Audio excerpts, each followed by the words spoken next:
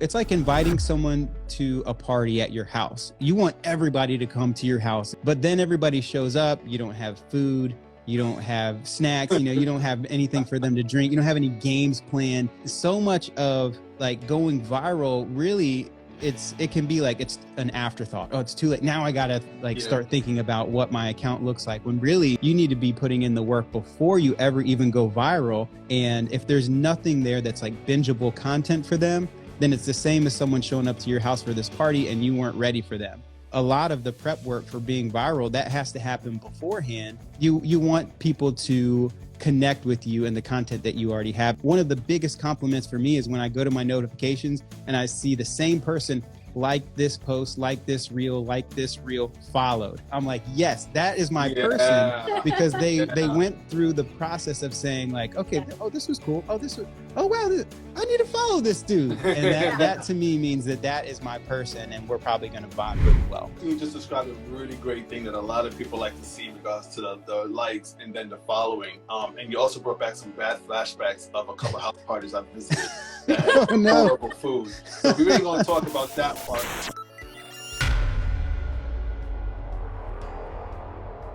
Let's go. So guys that are watching, we got a great conversation for you. We are talking about what to do to prepare if your IG reel goes viral. Because let's face it, we're not putting up these reels just to share with 5 of our friends. We want these reels to be optimized to go out and reach the masses. So we're going to be talking about the idea of how to prepare for when your reel goes viral. How would you define viral? Because we all have, I think, different interpretations of that term. We hear it used so loosely. I have an idea of it, but I would love to hear from you guys. Daniela, what is your definition of viral reel?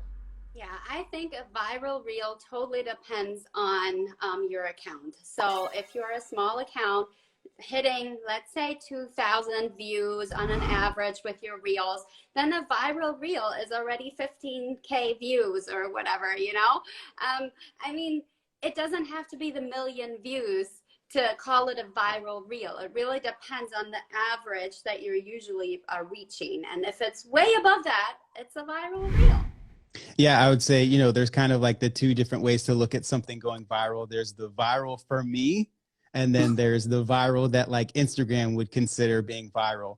And, for me, up until even a week ago, I was at like that 6,000 follower milestone. And so I would look at it, if I got even 50% of my followers to view that, like if I had 3,000 views, I'd feel pretty good about that. If it was less than that, I may feel like it wasn't a success, but anything that was 50%, I would still feel really great about. And so to me, I would say that's like viral for me, because it went beyond like that 1,200, 1,500 views, and it hit a larger part of my audience, which I feel pretty good about. And then there's the viral, which is like, it hits 100,000 and then it's kind of like, it goes insane after that, And so, yeah, I'm sure we'll get into all that. But I think everybody has their own interpretation of it.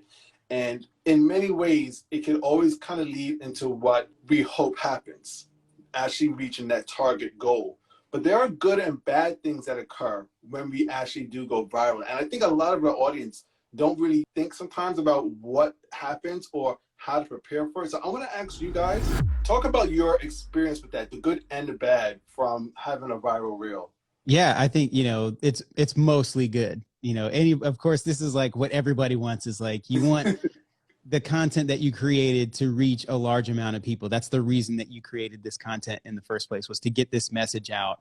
And so there's a couple things. Of course, when you go viral, there's going to be like rude comments that happen. I feel like anytime that I've gone viral, there has been that element to it. And so like preparing yourself for that and being okay, just knowing that the way I view it is every negative comment is only helping me to reach more people, because Instagram doesn't care whether or not it's a nice comment or a mean comment. They just see someone engaging with the content and they go, let's show this to more people. So that's how I view it, is like, thank you so much. That comment only helped to propel this. Even if it was going to start losing steam, you helped to keep that going and please the algorithm. So I would say that's probably like really the only downside. The other thing that I really didn't think about is that if you don't stay on top of your notifications, it's really easy to miss out on comments, because for some reason, Instagram, when I open up my phone, every 20 minutes, I see 100 new likes and comments and follows. It's not showing me everything. I don't know if it just taps out as you start scrolling through. I don't necessarily see the comments. So I don't know who commented on what. So I'm kind of missing out on that engagement piece and having to go to the post and then sort by newest comments first so that I can reply. Because I really love engaging with people on Instagram and replying to the DMs and replying to comments. So that's something else, is like, maybe be aware of that. If you do have something go viral, just protect your own mental health around it. Find a balance that feels like healthy for you with checking in and comments and replying as you can. And then I would say, like, the other thing with going viral is that it's like inviting someone to a party at your house. You want everybody to come to your house and have a party, but then everybody shows up. You don't have food. You don't have snacks. You don't have anything for them to drink. You don't have any games planned. And so much of like going viral, really, it can be like it's an afterthought. Oh, it's too late. Now I got to start thinking about what my account looks like, when really you need to be putting in the work before you ever even go viral, because all those people are now coming to your account. They're looking at what you've got. And if there's nothing there that's like bingeable content for them, then it's the same as someone showing up to your house for this party and you weren't ready for them. So a lot of the prep work for being viral, that has to happen beforehand, because you want people to connect with you and the content that you already have, and go there and go, he's not just a one-hit wonder. One of the biggest compliments for me is when I go to my notifications and I see the same person like this post, like this reel, followed. I'm like, yes, that is my person, because they went through the process of saying like, okay, this was cool. Oh wow, I need to follow this dude. And that to me means that is my person, and we're probably going to vibe really well.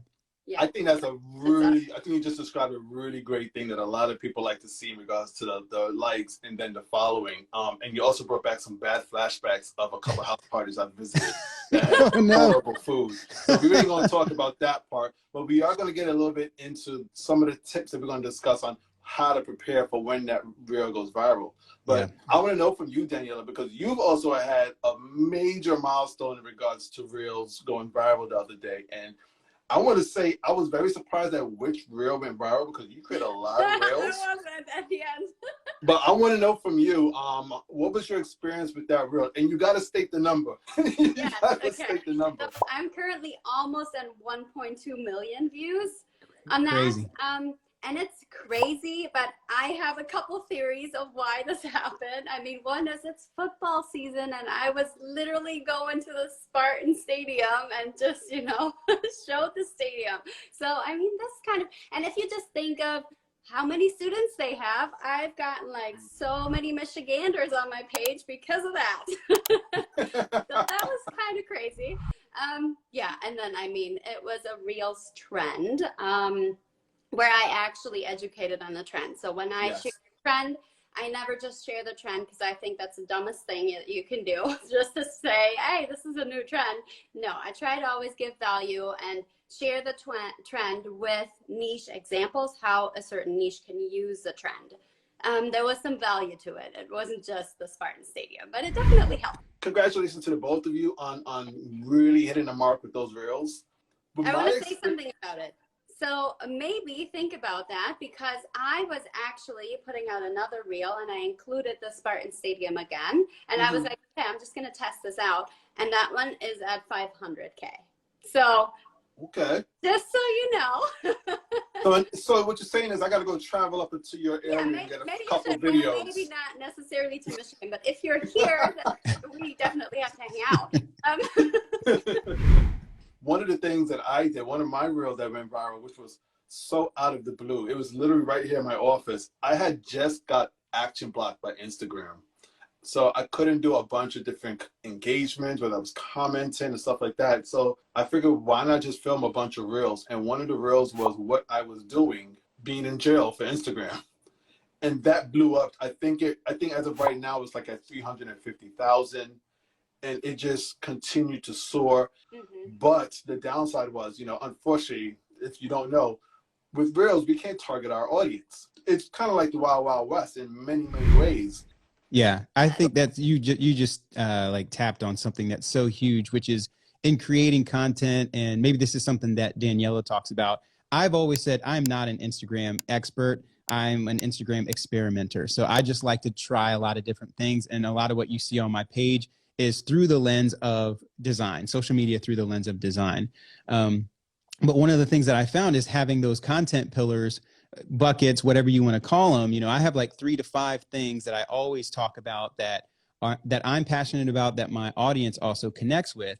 And so all of the content that I create, it goes through those filters. So it helps that then when you have a reel or a post go viral, if it's connected to your content pillars, then it does help the amount of people that are going to follow you that may not be interested in something random that you just happened to post, or you just thought, oh, just post this random thing that's not connected to me or to my audience. I'm sure that, you know, right now the reel is at like 600,000, and a lot of people are using that sound. The sound is trending.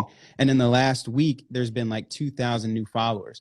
I'm sure that not all of those people will like stick around for the ride, but my hope is that because it does fall in one of my content pillars of social media being one of the things that I talk about and creating content, that it wasn't completely random. So hopefully if they like that content, they'll like the other kind of content that I'm creating because it all is connected. No matter what kind of content you put out there, it has to be related to your content pillars and be on brand per se, you know, that actually if somebody comes and visits your page, that they can actually see a pattern happening here, and that this is interesting content, something that, that they are interested in. And that's something that I find, if we think, you know, product-based business or something like that, not necessarily creators like we are, I've seen that where they go viral with like a trend or whatever, you know, do something funny, has nothing to do with their page. They don't really gain anything from it other than the views of the reel.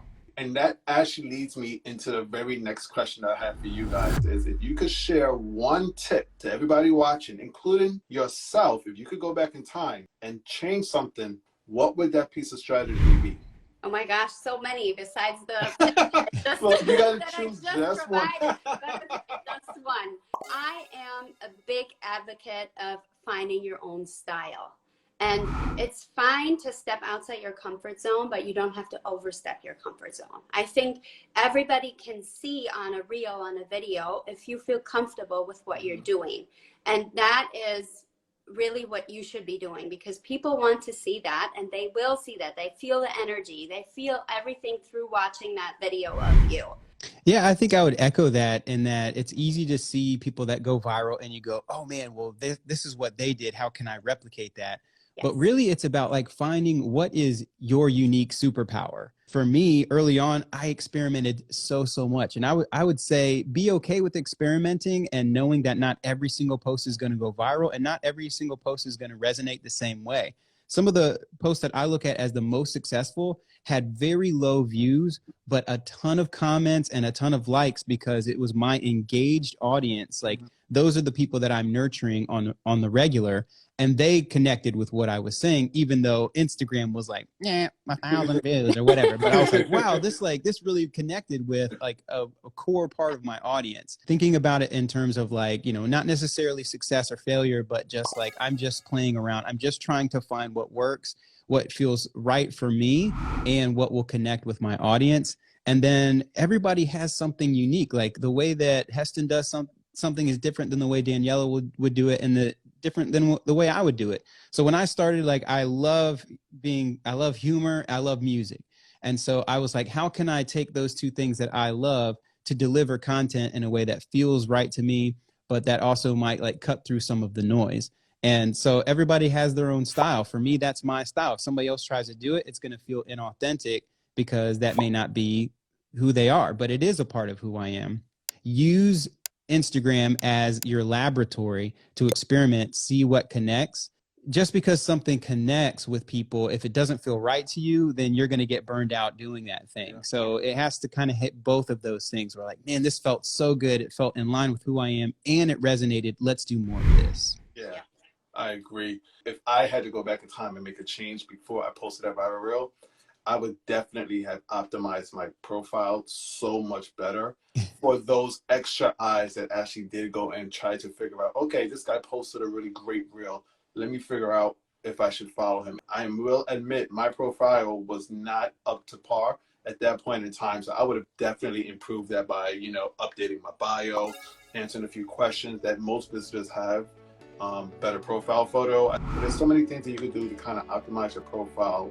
And I think that would help increase the conversion when you have those opportunities to actually attract new viewers. Yeah, for sure. Thank you guys very much for your strategy and tips in regards to how to prepare if your reel goes viral. Lots of great value from 3 individuals that I think could fairly say that they've had experience with multiple reels going viral and what they would do to change that so that you guys can take that information and move forward and be prepared for when your reel goes viral. Take these tips and, like I always say, move forward and step your gram up.